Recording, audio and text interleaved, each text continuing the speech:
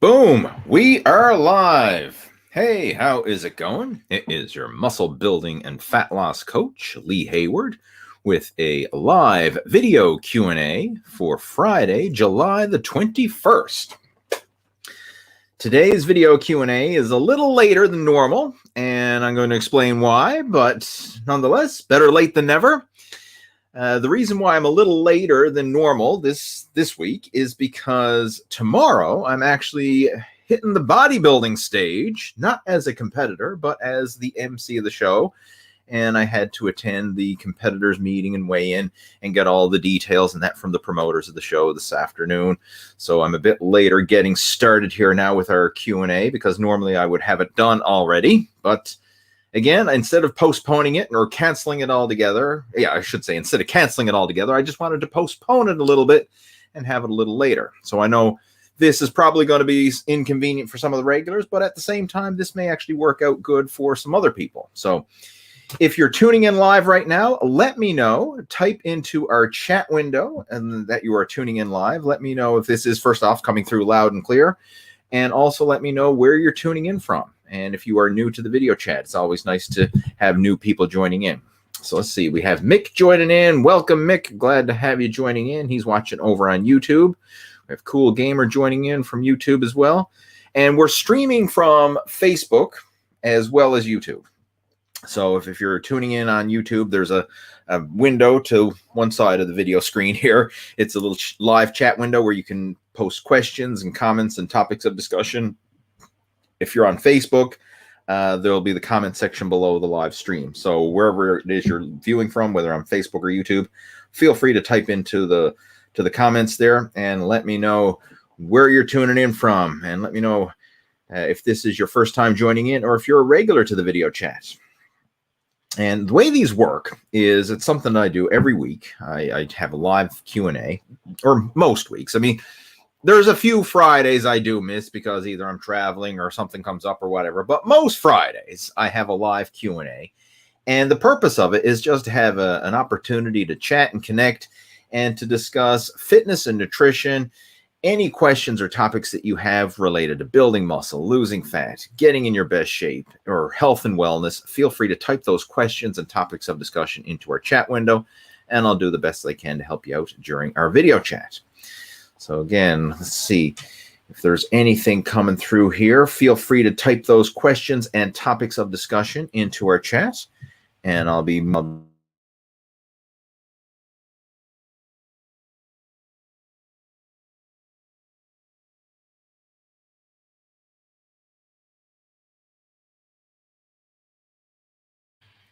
test.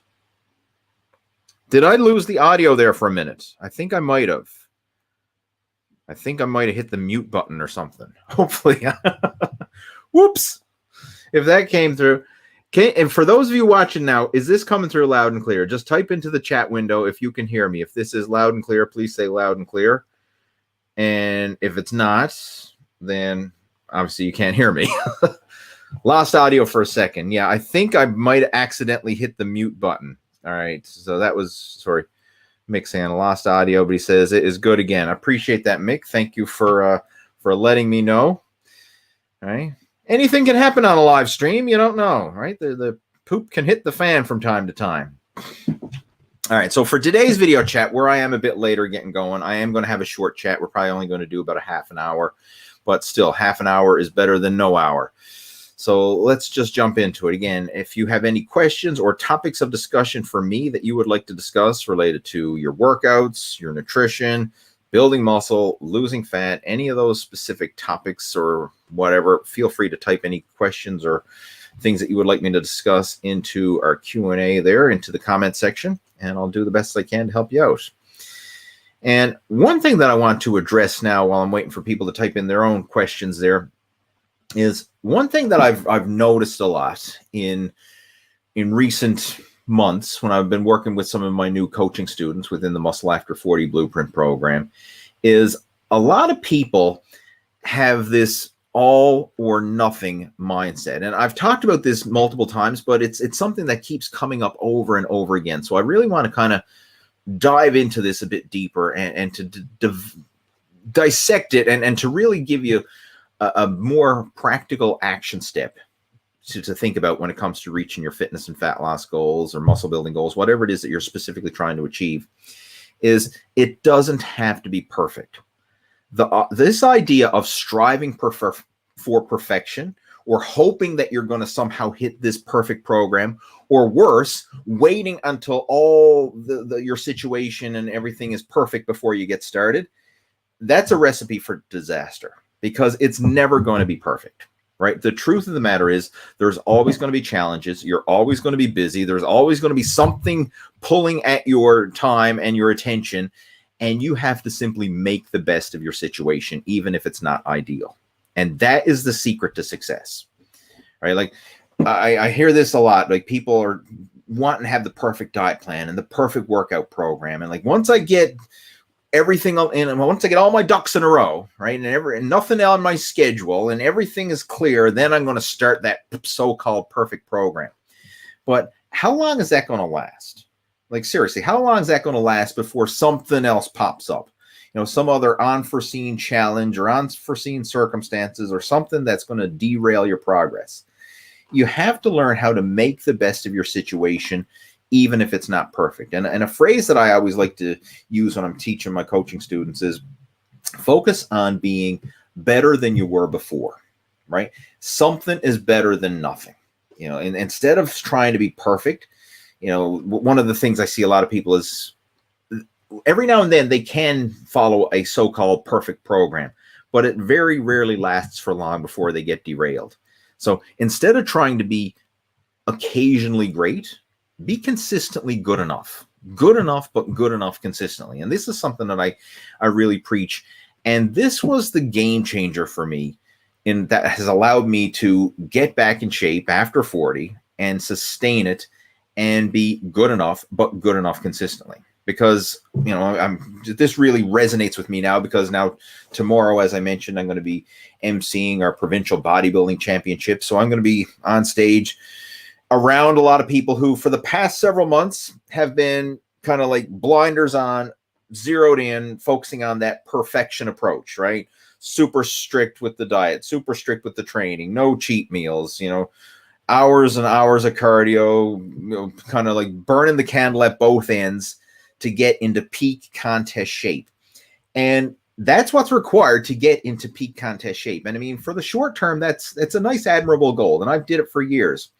But the problem with that extreme approach, the bodybuilding all or nothing approach, is it doesn't last. And even, you know, seasoned competitors who are going into bodybuilding competitions, they know darn well that it's not sustainable. They know that they're burning the candle at both ends. And right now, all the competitors are looking forward for tomorrow to have the competition. And then more so, they're looking forward to the day after, when they can like let the stress of everything go and get back to quote unquote normal. And the only problem with that is when you get back to quote unquote normal, is very often you're going to undo the progress that you made in the months leading up to the competition. And this is what used to happen to me year after year after year when I was competing. And for those of you who are not familiar with my background, like, I've been competing in bodybuilding since 1995, right? I started as a senior in high school when I did my very first competition. At the tender age of 17, I was the youngest competitor in the show that year. And I competed from 1995 up until 2011 pretty regularly, almost every year from that period. And then I took a break from bodybuilding because I was getting burnt out mentally and physically. And during that break, I really let myself go. And that's when I got the quote unquote dad bod, if you will. And then I made a comeback to the bodybuilding stage a couple of years ago as a masters competitor in 2021. And during all those competitions, it really, like, the way it works is, yeah, I could focus on getting in shape and the extreme willpower and deprivation for the short term, but it wasn't something you could sustain long term. So, like, for example, when I was getting ready for competitions, my typical routine was 6 days a week in the gym, 1 to 2 hours of cardio every day, in addition to the weight training, low carb cutting diet, you know, boiled chicken and broccoli. And I would do that day after day, week after week, month after month for at least 4 months leading up to the contest. So in the 4-month period leading up to the contest, there was no cheat meals. There was no alcoholic beverages. There was no restaurants. There was no social outings. It was just blinders on, eat, sleep, train, repeat. You know, like a Facebook meme, if you will, right? You know, or was it train, eat, sleep, repeat? That's how it goes. And that's literally what I did for months on end. And that works. I mean, I guarantee you, if you suffer it out and you're working out like 3 hours a day, 6 days a week, and eat nothing but boiled chicken and broccoli, you're going to get in shape, right? You're going to lose body fat. You're going to get in shape, but you're not going to enjoy the process. It's going to feel like torture. It's going to be a burden, and you're just going to be wishing this was over. And the problem with that is once it's over, once the diet is over, then if you go back to your old eating habits again, you're going to undo the progress you made and eventually go back to the old shape you're in. And this is what happened to me every single time I competed in bodybuilding, is after that contest cut was over, I'd go back to my old habits, start binge eating on all the junk food that I was craving. And it's built into the whole competition itself. Because one of the things that they actually were discussing at the competitors meeting was, where's the post-show after party going to be? And they've got it planned out, you know, a local restaurant that they're going to go to, and everyone's going to go and pig out on their favorite junk food at that restaurant. Very often, you know, the day after, people are going to go out for brunch, you know, have like a fried breakfast of bacon and eggs and sausages and pancakes and hash browns and whatever. People are going to be going out to takeouts and restaurants and fast food and whatever junk that they've been craving in the months leading up to the contest. They're going to start binge eating on it in the days and weeks after the contest. And what I found with my own personal situation every time, it took me months of dieting to lose it, only a few weeks of normal eating, if you will, to gain it all back again. And then I'd be back to square one, fatter than ever, and trying to justify it by telling everybody that I'm bulking up now because it's the off season. And I did that year after year after year. I mean, you know, my weight would just yo-yo up and down with every single contest I did. And the only thing that kept me on track was knowing that the next year I was going to diet down again for the next year's competition. But it wasn't sustainable. It wasn't a lifestyle approach. It was always this extreme all or nothing. Literally, all or nothing. That's the way it was. That's the way I operated for years. You know, from 95 up until 2011. That's the way I operated. And that's where the Muscle After 40 program kind of got developed. It was something I developed out of desperation once I stopped competing in bodybuilding to figure out, how can I actually sustain a enjoyable process where it doesn't have to be that extreme all or nothing. It's good enough, but good enough consistently. And one, I know explaining this, it makes sense intellectually, but once you get this, and I mean get it internally, it's a game changer. And it takes the stress out of the process. And it's amazing how little you need to do, as long as you're doing it consistently, to make measurable progress. Again, it doesn't have to be 3 hours a day in the gym. It doesn't have to be boiled chicken and broccoli and killing yourself. It just has to be good enough, but good enough consistently. And I'll give you an example of that. Like, even with your nutrition, if you're on track most of the time, you're making better food choices most of the time, you're making better exercise choices and lifestyle choices most of the time, you can still make progress even though it's not perfect.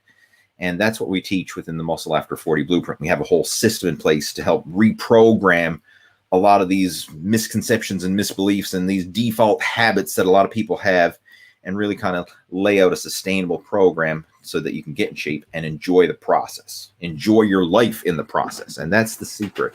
So if you'd like some help with this and you'd like to see a whole outline of how this process works, I've actually put together a brand new PDF ebook, and I have a link to it down in the description below this video. So if you pop open this video description, right down at the bottom, there's a link where you can actually go and download a free copy of the Muscle After 40 PDF brochure. And it outlines how my students are going through this program, how they're building lean muscle, losing the gut, and getting in shape while still enjoying the process without going through this all or nothing extreme, bodybuilding style cutting approach, more of a sustainable, enjoyable lifestyle approach. And it's not a diet. It's simply incorporating better lifestyle habits overall. So if that's something you're interested in, by all means, pop open the description down there below and download a copy of the Muscle After 40 PDF. It's a free PDF download, and just enter your name and email and you'll be sent it automatically. All right, so that's something I wanted to share with you. And in the meantime, now let's jump in. We see some questions coming through here. We have Mehdi is joining in. Welcome, Mehdi. Says, I've been a long-time follower and fan of yours, and I absolutely love your videos. Much appreciated. Thank you. So I was hoping to get your perspective on full body workouts for hypertrophy. Specifically, I'm interested in knowing how many workouts per week you recommend and what volume of exercises per muscle group you find effective. That is a great question, Mehdi, and I am a huge fan of total body workouts. And this is what I personally do myself now.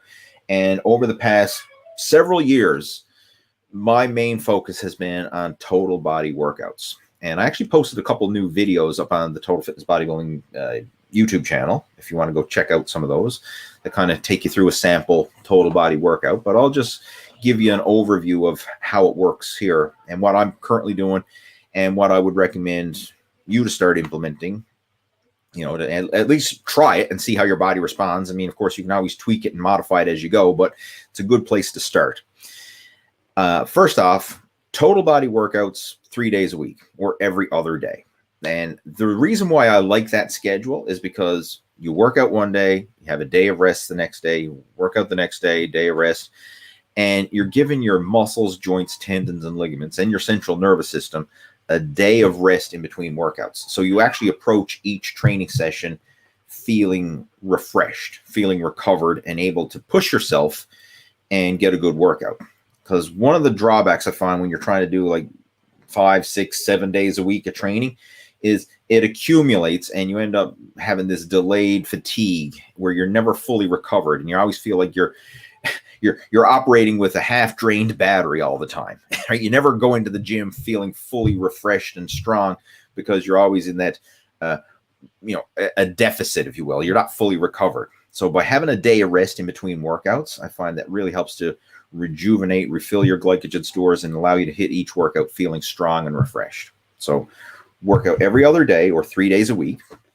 And then as far as the actual workout structure, I like to work all the major movement patterns. So I do horizontal press, horizontal pull, overhead press, overhead pull, bicep curl, tricep extension, leg curl, do abdominal work, lower back work. So I work all the different movement patterns.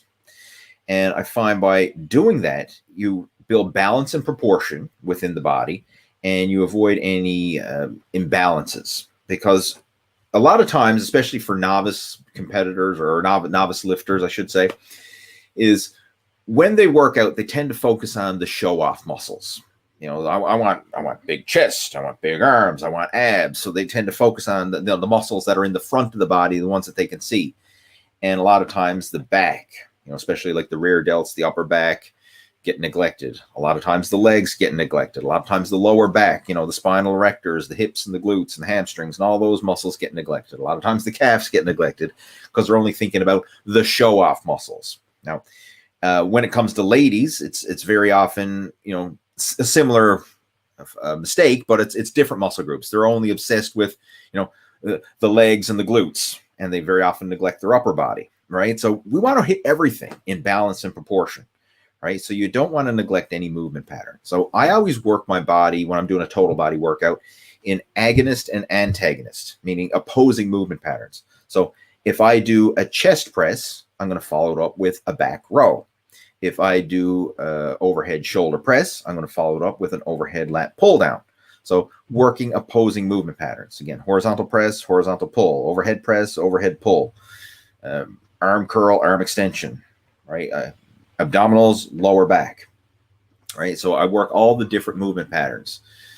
And by doing so, you build your body in balance and proportion. And generally, I do one major exercise per movement pattern. And then when I go through that same, my workout again the next time, I usually pick different exercises. So to give you an example, like one workout, I might do a bench press, a barbell row, shoulder press, lat pull down, you know, whatever, squat, you know, sit-ups and hyperextensions, for example. I might do that as my general workout. The next day I'll go in there and I might do different variations. So instead of a barbell bench press, I might do a dumbbell bench press or a chest press machine. Instead of a barbell row, I may do a dumbbell row or a T-bar row or some other row machine. When it comes to the shoulder press, like one workout I might use a barbell, next workout I might use dumbbells, next one I might use a shoulder press machine. When it comes to the overhead pull down, I might do different grips, different hand positions. Like one workout might be wide grip, another one might be underhand grip, another one might be parallel grip or V-bar attachment. So I'm doing the same movement patterns, but I'm varying the exercises. And this way it provides a lot of unique muscle stimulation over the course of several weeks. Because even though I'm doing a total body workout, doing the same basic structure, I'm using different exercises for each workout. So it provides a lot of unique muscle stimulation. And it also provides the mental stimulation. So I don't feel like I'm doing the same stuff over and over again, which can get a bit monotonous. Now, with that being said, sometimes when you're just getting started, having a structured and consistent routine of doing the same movements over and over again is actually good, because it takes the intimidation factor out of it when you only need to master a certain series of exercises. But once you get beyond that initial phase and now you're actually craving more variety and more unique stimulation, it's nice to change up those variations. So that's where I'm at now, is I'll do the same basic structure of the total body workout, working each movement pattern, but I'll change up the exercises. And as far as the sets and reps, I'm usually doing 3 to 4 sets per each exercise. Basically what I'm doing is I'm working up to 1 or 2 heavy sets per each movement. So first set is a light warm-up. Second one is progressively heavier warm-up. Third one is usually my top working weight. If I feel I need to do another one beyond that, then I'll do another working set. And again, it depends on the exercises, because a bigger exercise requires more sets. Like, for example, if you're doing bicep curls, you might only need 3 sets, like a light, medium, heavy, and then that's fine. Whereas if I'm doing, say, like leg presses, I might need multiple sets to build up to my top working weight, because the weight is so heavier. You need multiple progressively heavier sets to build up to your top working weight. And that's a general rule of thumb. The stronger you are, the heavier you lift, the more warm-up sets you need to build up to your top working weight. So as far as the sets, basically do as many progressively heavier warm-up sets as you need to build up to doing 1 to 2 heavy sets per exercise. And as far as the repetitions go, generally I keep it in the 10 rep range for most of my exercises, maybe 10 to 15. If it's an isolation move, I might do higher reps in the 15 rep range. If it's a compound move, I'm down in the 10 rep range. And that's a general overview of how I like to structure total body workouts for hypertrophy. And again, if you want to see a sample of that, just check out the most recent videos that I posted up on the Total Fitness Bodybuilding YouTube channel. I literally take you through a sample of that, and I'm going to be doing more sample workouts outlining this basic structure, because it's a very efficient structure to follow and works well, and it's simple. All right, so hopefully that helps, Mehdi, with your question about the full body workouts for hypertrophy. All right, who else we have joining in? Second now, guys. I'm going to wet my whistle. Drinking a kombucha tea. So this is a kombucha tea with Lee video Q&A. What else? We have Maddie joining in from Facebook. He says, Lee, help me out, brother. I've been training the same way I did last time I got in shape. Nothing has changed. Last time was about 3 years ago. This time I'm really struggling to lose weight, but getting a lot stronger, but struggling with belly fat, whereas last time it flew off. I don't understand. That makes sense. I'm going to actually just move your question there, Maddie, because it's covering my face. That makes a lot of sense, because as you get older, your metabolism changes, your body changes, and what used to work in the past may not always work in the future. And this is where fitness and nutrition gets confusing, because a lot of times people probably like, hey, I used to work out back in college, or I used to work out back in the day, or whatever. And then they try to do what they used to do back in the day, and now it's not working for them anymore. Either they can't recover from that workouts, or they're not getting the same results for the workouts, or whatever. And ultimately, it really comes down to nutrition is a big one. Lifestyle choices is another big one. The older you get, the less forgiving your body becomes, because as hormone levels decline, as your metabolism naturally slows down, You can't get away with a lot of the same things that you did when you were younger. Like I'm thinking, for example, in my situation, back when I was younger, I could eat junk food and still stay lean. Like I didn't gain any weight. And I mean, chances are if you're a parent and you've got kids, especially like teenagers, they could probably eat a lot of food and still stay lean. Even if they're not eating squeaky boiled chicken broccoli, like they could still be eating fast food and chips and candy bars and whatever, and probably still have visible abdominal definition. I was like, how the heck are you doing that? It's because they have racing fast metabolisms. Their hormone levels are at their optimal. Everything is functioning at its peak, in your teenage years and in your early 20s. As you get into your 30s, 40s, 50s, and beyond, things gradually start to decline. Things gradually start to slow down. So what I would recommend, Maddie, first off, I think you would really benefit from the Muscle After 40 PDF that I explained earlier. And open up the description below this video and download a copy of that. It's a free PDF download. That will really help to answer a lot of the questions that you're probably struggling with, just reading through that. I mean, it's a very a detailed read that covers a lot of the challenges and the pitfalls and stuff like that when it comes to fitness and nutrition, especially related to fat loss. And if you would like some personal help, or maybe like even to brainstorm some ideas, feel free to reach out to me. Like drop me an email, leeh@leehayward.com, or Facebook message me. I know you're watching through Facebook now, so chances are we're friends on Facebook. Send me a private message through Facebook, and we can chat and brainstorm and see if we can come up with an action plan to figure out like where you are struggling, right? But chances are I'm just letting you know, like what you're experiencing, like what you did in the past used to work, but it's not working anymore. That's a very common scenario, but to pinpoint exactly what you need to change, that's going to require a bit deeper digging and back and forth conversation. So that's why I'm encouraging you to reach out to me and let's have a chat back and forth and see if we can figure out exactly where you're struggling, where it is what's causing you to hit that plateau, and where we can make some adjustments. All right, AJ is joining in. Late show. Yes, it is a late show, but better late than never. I addressed that earlier, but we're doing it anyway. It's going to be a late show, but a short show. Eagle Eye John says, Lee, why does a small surplus go right to my stomach?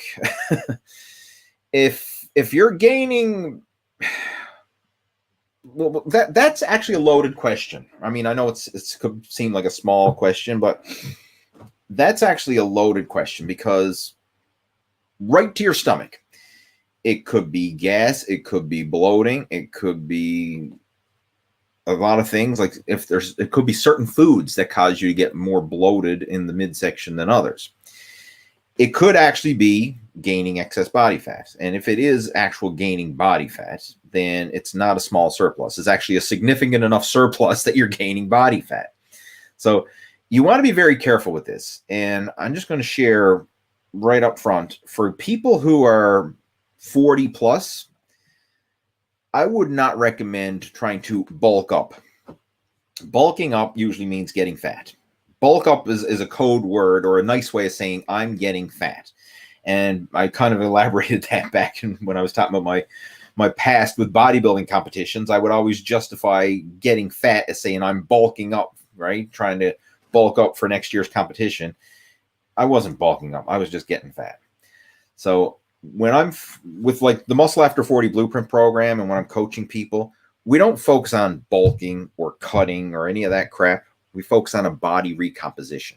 So basically eating maintenance calories, or maybe even a slight deficit, so that you can actually tap into burning some body fat. But if your goal is to try and maximize muscle growth, maintenance calories is plenty. You don't need a surplus of calories, because a surplus of calories is going to spill over into gaining body fat, especially the older you get. So a maintenance calories, and the idea is you just need to eat enough to fuel your workouts. That's it. Like, don't try and force yourself to gain weight through calorie consumption, because especially if you're older, you're beyond your puberty, adolescent years, and you're now into your middle age years.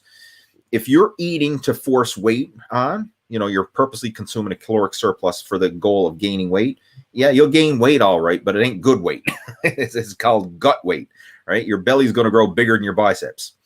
So maintenance calories and basically just focusing on high quality nutrition and eating enough so that you can recover from your workouts and that you can fuel the training sessions so that you don't feel depleted. You just want to eat enough so that you're able to train hard, recover, and not feel like you're starving yourself, right? Just eat enough and then let the progress happen in the gym. So as long as you're eating enough to fuel and recover from those workouts, focus on the workouts, stimulating that muscle growth in the gym and not trying to force it by eating more. Because again, just simply eating more calories for the sake of more calories, you'll gain weight all right, but it ain't good weight. It's the weight that goes right to the stomach, as you say.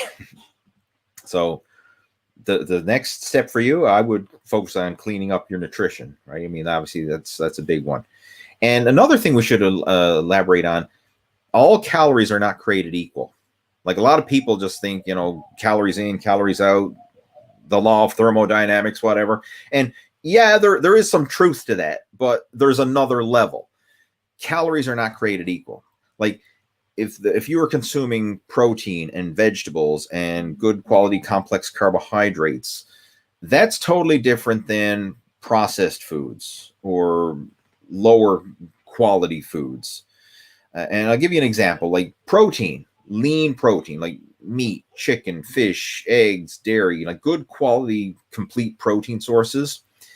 That has the highest thermogenic effect of all foods. Protein is very high in thermogenesis. And what I mean by that is it takes more energy for your body to break down and digest and utilize protein than any other macronutrient. So if you're eating like chicken or fish or meat or something like that, it's taking about 25% of the calories that you're consuming from protein to digest and utilize that protein. Whereas if you're eating processed foods, like, I don't know, you're eating a bag of potato chips, like 100 calories from chicken versus 100 calories from potato chips, it takes very little energy for your body to break down, digest, and utilize that potato chips. Very small. So you're absorbing more of those calories, and those calories are empty calories, which are just getting stored as excess body fat, not actually being utilized, the amino acids like there is in protein for muscle growth and recovery. So even if you had the same calorie diet, like let's say someone's eating 2,000 calories of lean protein, vegetables, and good complex carbs, and someone else is eating 2,000 calories of just processed whatever, right? They eat whatever they want. It could have a totally different effect on your body composition, even though the calories in and calories out is the same. So you need to focus on the quality of your nutrition there as well. So again, if you want to kind of get a better understanding of this, again, as I mentioned earlier, download a copy of the PDF, the Muscle After 40 brochure that I have down below.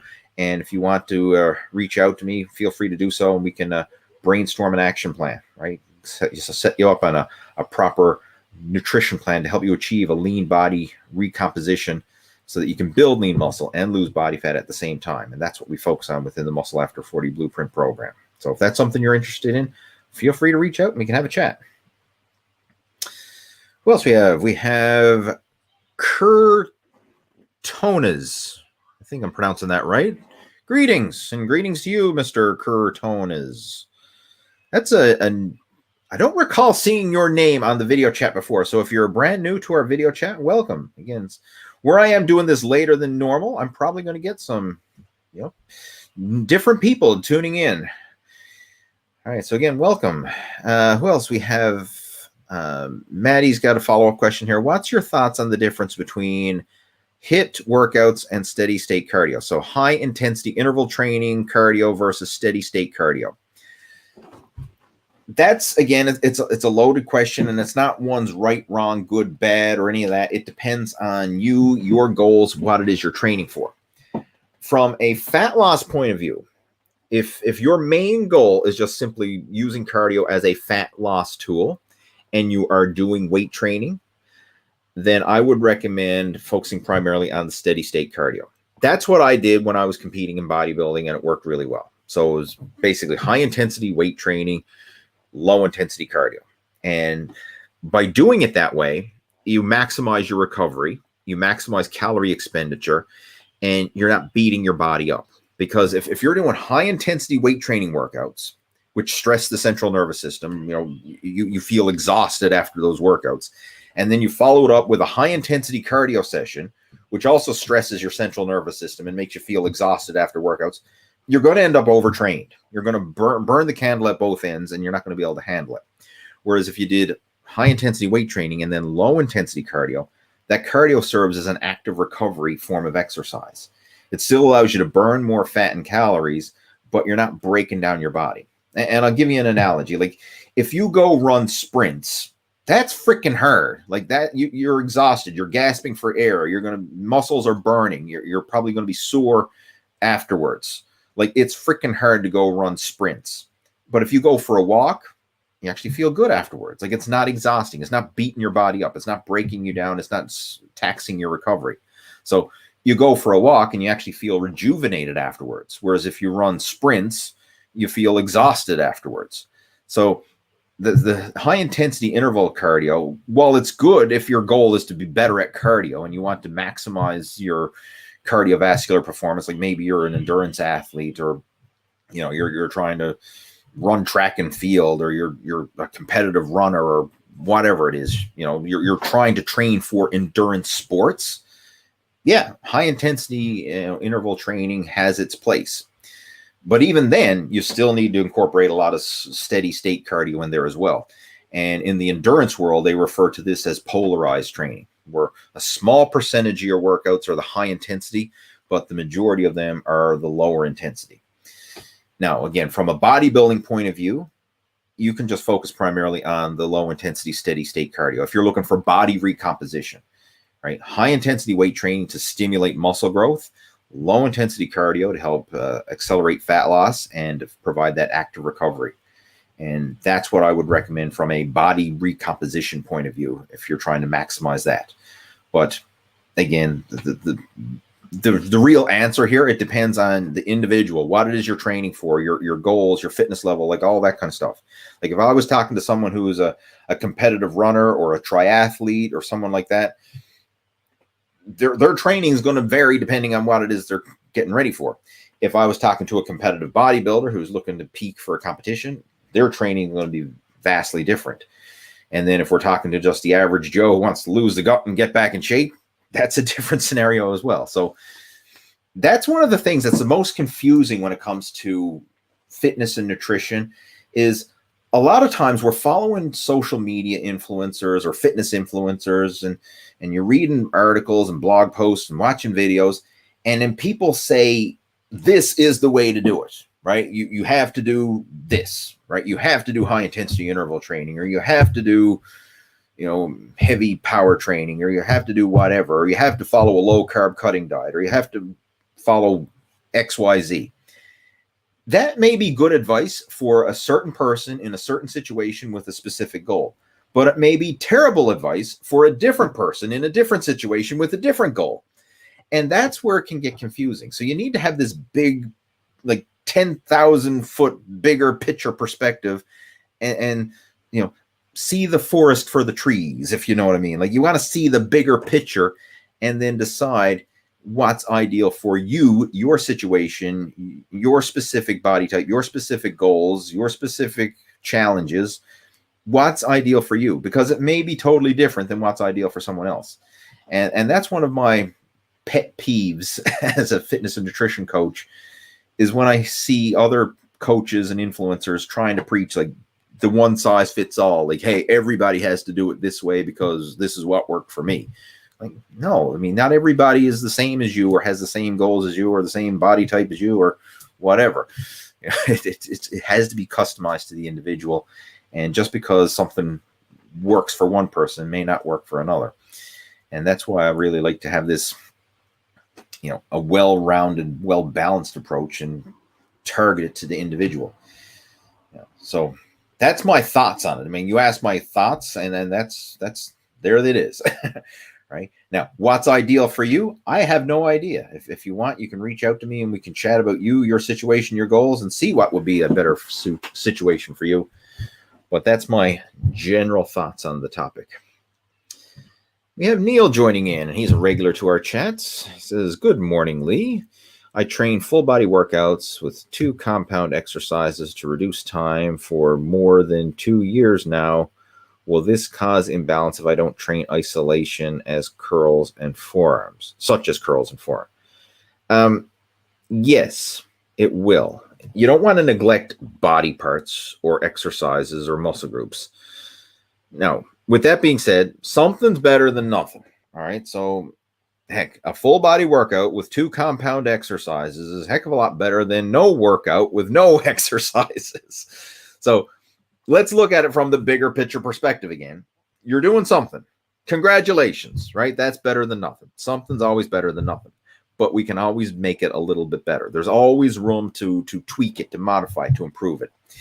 And I would not recommend neglecting exercises or neglecting body parts. Now, you don't always have to give them the same priority, but you want to somehow include them. For example, like you can change up the exercises that you do.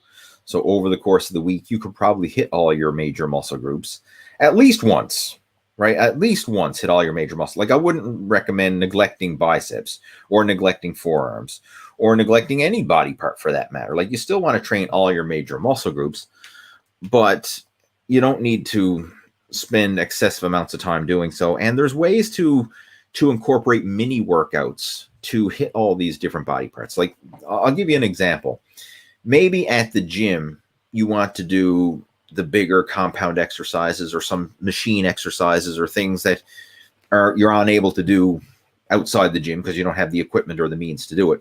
But then probably at home, you can throw in some mini workouts. Like if you got a set of dumbbells or a set of resistance bands at home, I mean, what's stopping you from taking a few minutes and doing some bicep exercises or some tricep exercises or forearm exercises? Like you can throw in some little mini workouts at home in addition to your gym workouts so that you're not neglecting any body parts. And this is something that I actually wrote a full blog post about, how I utilized mini workouts, like literally little 10-minute workouts to get back in shape, and how you can incorporate, whether that's 10-minute cardio sessions or 10-minute strength training sessions or these little 10-minute workouts. I know like a lot of people think, well, it's 10 minutes. Oh, that's just useless. It's a waste of time. I mean, I'm not going to achieve anything in 10 minutes, but think of your schedule. Like think of all the people you know who complain that they don't have time to work out, right? We all know them. We probably have been in that situation if you're not already in that situation, right? The biggest excuse why people don't exercise, I don't have time. I'm working. I'm this. I'm a parent. I got this. I got that on the go. I don't have time,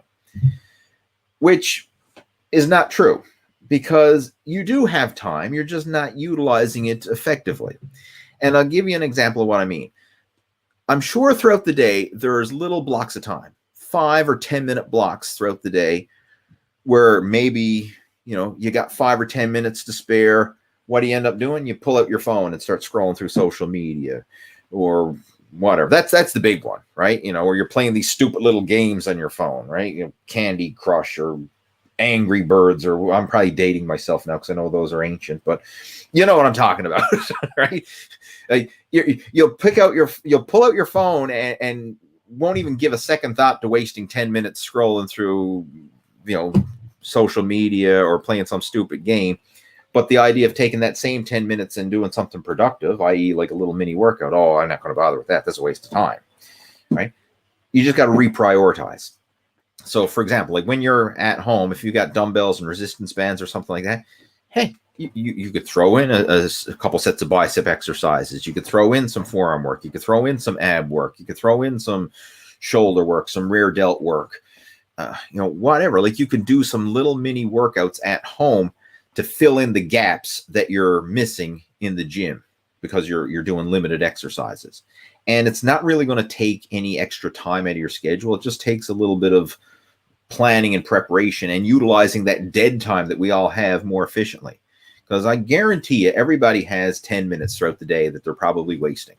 Whether you're watching, if you're taking the time right now to watch me do this YouTube video, you got 10 minutes throughout the day that you could be doing it while you're listening to me, right? Like you could be utilizing your time more effectively. Everybody can, right? I'm as guilty of time wasters as anybody, but at least I'm aware of it. And I'm not trying to bullshit myself and saying, oh, I don't have time, right?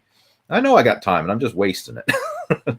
So utilizing your time more effectively with mini workouts. And to help you with that, I just want to share that blog post I mentioned. I'm going to post it into our chat window there. And for those of you who are catching the replay of this afterwards, you can actually head over to my blog. It's on the first page of my blog at leehayward.com. The title of it is No Time to Exercise, Start with 10 Minutes. That's the title of the blog post. And I'm just going to type that link into our comment section there. So that should be popping up there. Boom, done. All right. Where else? We have Alexander joining in from Germany. Welcome. Glad to have you tuning in.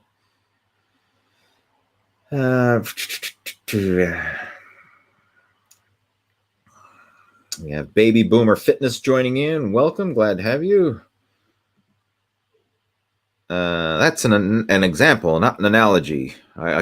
From Ground 3D Flygon. I appreciate it. I can't even remember what we're discussing now. I'm sure it was one of my previous questions or answers that I covered, but thanks.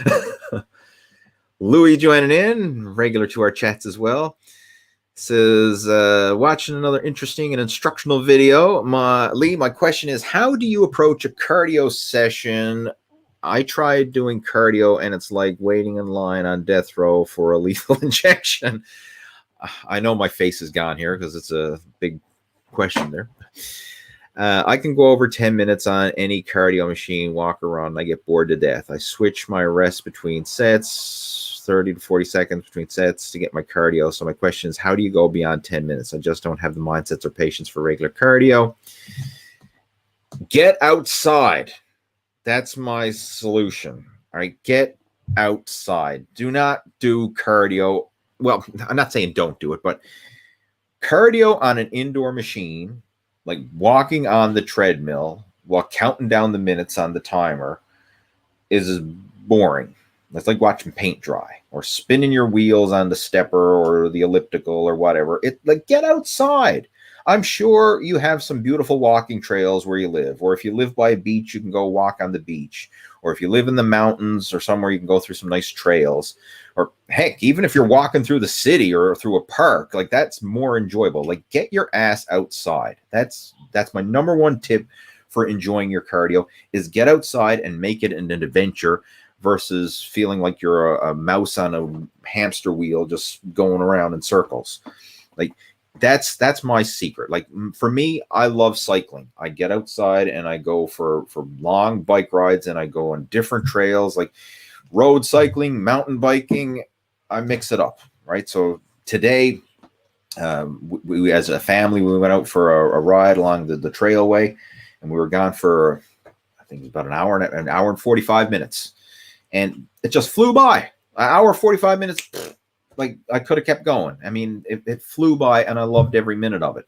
Whereas if I was doing an hour and 45 minutes indoors on a treadmill with the timer counting down, I'd feel just like you said. I mean, it'd just be like watching paint dry or watching grass grow. It feels so painfully slow. But get outside and make it an adventure. That's the single best tip that I can give you. And try different forms of cardio. Like walking and hiking are great, and that's something that anybody can do. Very, quick and easy and inexpensive. You just need a good pair of sneakers or a good pair of hiking boots, and you can get outside walking and hiking. But if you're into cycling, like if you got a bicycle, right, biking is awesome because you can have so much fun with that. Other forms, I mean, there's all kinds of things you can do, right? Like, but that's swimming is another one. Like swimming is a great form. I mean, I'm friends with several triathletes, and like they all get together, several times a week, and they do outdoor open water swims, right? In the summertime, they'll meet up at different ponds, or sometimes they go to the ocean and swim there as well. And, they'll do group open water swims. They'll do group bicycle rides. They'll do group runs. I mean, like if you can do it with a group, that creates some camaraderie and the connection, and you don't feel like you're by yourself. You actually feed off the energy of the group, and that's something I do as well. Like I go for group rides, and it's a lot of fun. You have the camaraderie, and then it's almost like a little friendly competition where you're pushing each other. You're trying to keep up with some of the faster guys and everything else, and it's it just creates that little friendly competition and creates that camaraderie. And push, that drive to improve. Whereas by yourself indoors on a stationary cardio machine, yeah, I mean, don't get me wrong, I've done my fair share of hours on indoor cardio machines, and you can make it work, but it's a lot more fun when you can get outdoors and do it. Now, with that being said, if you have to do indoor cardio, like the weather's not suitable outside, or you're extra pressed for time, or the winter time, something like that, and you're doing cardio indoors, watch videos. Like right now, while you're watching this video, you could be doing cardio on the treadmill. So instead of sitting at your computer or sitting on the sofa or wherever you're sitting your duff, you could be doing cardio right now, right? You could be watching me do this video while you're on the treadmill. And that way the time is going to seem faster and it's going to seem more productive because you're educating your mind as well as you're exercising your body.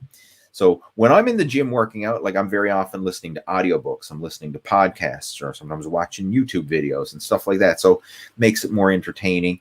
Another one that I've done a lot as well, like getting ready for bodybuilding shows, I would always have a cardio machine set up down in my basement in front of the television. And sometimes I would watch Netflix shows or watch movies. Like if there's a certain show on Netflix that I want to binge watch, I'm going to binge watch it, but I'm only allowed to binge watch it while doing cardio. So if I want to watch an episode and I want to watch the next episode, I got to keep doing cardio, right? If I'm not doing cardio, I don't get to watch my favorite show. So that's kind of like a trade-off, and it makes the cardio go by a lot easier and quicker because your brain is engaged with watching your show. So if you love movies and Netflix or whatever, give yourself permission to do all that stuff, but you got to do it while doing cardio. And that's a great way to get your exercise as well as get your entertainment at the same time. So that makes it a lot more fun and enjoyable and productive. So, yeah, I mean, I can relate to where you're coming from, and you're not alone with that. Like a lot of people say the same thing, but it's just how you approach it, right? You got to approach it with a better mindset, some better strategies. And once you start doing that, you can enjoy cardio, and once you start to enjoy it and you start to build on it and start to progress, then it's something you'll actually look forward to versus something you dread. All right, let's see what else we got. Guys, let's see. We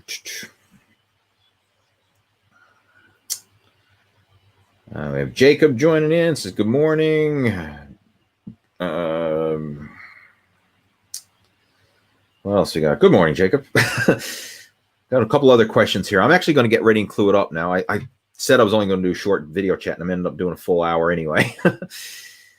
I said that one. Do you think 39 sets on my back, shoulder, and bicep day? 39 sets in a single workout is a lot, regardless of if it's a body part split or a total body or whatever. 39 sets is a lot. That's my opinion. Now, again, how are you splitting that up? Like how many of those are warm-up sets versus how many of those are working sets? I mean, you may be able to justify it depending on the type of workout you're doing. I don't know. But just off the top of my head, that seems like a lot for a single workout. But again, it depends on the effort of those sets. If they're all progressively heavier warm-up sets and stuff, it may not be that much, but sounds like a lot. Mr. Me, hello from Israel, 29-year-old male. I would love to hear your thoughts about doing training for hypertrophy while also doing 1 hour of high-intensity interval training once a week, body weight only, squats, jumps, runs, jumping jacks, etc. All right. I don't know what the high-intensity interval training, like most people use that term to describe cardio, but squats and jumps and running and jumping jacks, that's more that's more intense. So well, that is certainly high intensity cardio, if you will, but that's more along the lines of strength training, especially the squats and the jumps. The running and the jumping jacks, yeah, that's kind of in the high intensity cardio range, but squats and jumps, that's more in the along the line of strength training. But anyway, back to your question, what are my thoughts about it? You can still do cardio, high intensity cardio, and build muscle. like there's a misconception out there where a lot of people think, oh, I can't do cardio. Cardio is going to cause me to lose muscle or shrivel up or whatever. That's a crock of bullshit. Right? Pardon the French, but it is. I'm doing more cardio now than I've ever done in my entire life, and I'm not shriveling away. Like, you do not lose muscle from cardio as long as you're eating properly, right? Like if you're malnourished and you're starving yourself and you're doing cardio and you're not doing any weight training, okay, yeah, you might risk losing muscle. But as long as you're eating properly, i.e. you're consuming adequate calories, you're consuming adequate protein so that you're building and recovering and your muscle tissue. And as long as you're working out at least a couple times a week so that you're building and sustaining lean muscle tissue, adding extra cardio on top of that is not going to cause you to shrivel away, right? Like if that was the case, then I would be looking like a skeleton, because this summer, especially like in the summer, I do a lot more cardio, but I'm averaging for the last 5 weeks, I've been averaging over 400 kilometers a week of cycling. That works out to like over 15 hours a week of cardio. I don't know the exact numbers, but I'm in that range, like 15 hours a week minimum of cardio. That's a lot of cardio by most people's standards. Like that's more than 2 hours of cardio a day. And I'm not shriveling up, right? I'm not getting skinnier. Like my muscles are not deteriorating or anything like that. So people who think you're going to get skinny and look like some, starving biafran because you do cardio, no. People who are like, you look at like elite level marathon runners, or you look at like Tour de France cyclists or whatever, people who are at the elite of the elite, the reason they're there is not just because of the cardio. It's because they're genetically predisposed to have that type of body type. And then they excel at cardio because they have that lean body type. It's just like with bodybuilding, like the top bodybuilders in the world, the reason they're the top bodybuilders in the world is because they're genetically geared towards having a bodybuilder physique, right? Like even if they didn't partake in bodybuilding to the extreme, they would probably still be bigger and stronger than the average person, just because they're genetically predisposed to that. Like I'm talking about the top of the top, like the world class, the elite, Mr. Olympia caliber competitors. All right, the average Joe, I mean, obviously they need to work for it, but when you take people who are genetically elite, the reason why they are where they are is their genetics, plus the hard work, plus the lifestyle, plus everything else that goes along with it, takes them to that level. Right? I mean, like if I did the same training as a Mr. Olympia competitor, I'm not going to look like a Mr. Olympia competitor because I don't have the genetics for it. Vice versa, if I did the same training as an elite endurance athlete, like a Tour de France cyclist, I'm not going to take on a physique of a Tour de France cyclist because I don't genetically have that physique. It's not in my cards, right? I'm going to take on my physique because that's what's in my cards. So I just want to acknowledge that a lot of people think cardio is going to cause you to lose muscle, or you can't build muscle if you do cardio, and it's a crock of BS. And prime example, virtually all pro bodybuilders do cardio as part of their contest training, especially when they're dieting for fat loss. They do cardio to help accelerate their fat burning. And bodybuilders today are doing more cardio than ever to help accelerate fat burning, and they're bigger than ever. So like it doesn't mean cardio is going to cause you to shrivel up and lose muscle, right? It does not work that way, right? So you can do cardio and still train for hypertrophy and make it work, right? All right, so I'm going to get ready and clue it up, guys. Hopefully you enjoyed the video chat. I know it was later and a little shorter than I normally do, right? I usually go rambling on for well over an hour, but I'm going to cut this one at an hour tops because I have to clue it up and I have some things to get ready for. As I mentioned, tomorrow I'm going to be hitting the bodybuilding stage once again, but not as a competitor, but as the MC of our provincial bodybuilding championships. So I have a few things that I have to organize and get ready for that. And I look forward to taking to the stage again. It's always fun to be in that environment, to be around the bodybuilding scene, because I mean, I'm still a huge bodybuilding fan at heart, especially, local level bodybuilding, when you're seeing real folks going out there and you know, a lot of first-time competitors and that. I mean, just being around that excitement and that enthusiasm, it's infectious. And I'm telling you, if you're looking for some motivation, go check out your local bodybuilding competitions, right? Go support the local shows. And I'm telling you, it's a great motivational boost because you get to see local people, average people, right? Some people who are in amazing shape, some people who are in not, you know, okay shape, and some people who are at all levels, right? But it's inspiring, and chances are you're going to get some hope and inspiration, because chances are you're going to be able to relate to some of the competitors on stage and say, you know what, if he can do it, maybe I could do it, or at least maybe I could step up my game another notch and be better than I was before. So anyway, that's some final thoughts for you, right? You're looking for a motivational boost, quick little hack, check out your local bodybuilding shows. I always find that I get motivated every time I go to one. All right, guys, I'm going to clue it up. If you do have any questions or comments or anything about what we discussed, please feel free to reach out to me, whether you email me or Facebook message me, and I got my contact details down in the description below.